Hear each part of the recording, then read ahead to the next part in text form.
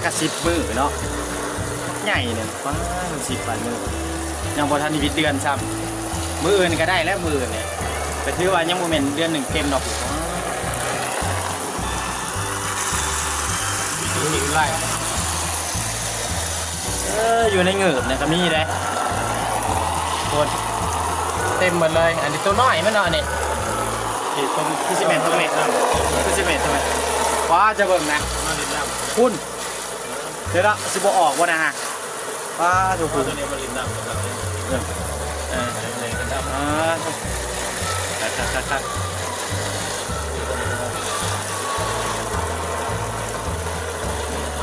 ปัญหาอย่างเดียวระบบน้ำเขา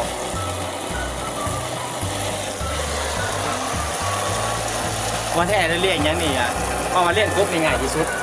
ใหญ่ไวแล้วก็มันกระบุกชักชิวันนั้นมันใหญ่ไวนะกินคล้ายก็ได้เที่ยวข้างใน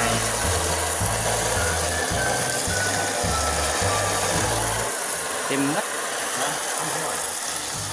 ล่างอ่างโอ้โหเด้อนี่เต็มมาเลยตัวนี้ใหญ่10 มื้อได้นี่ว้าโถ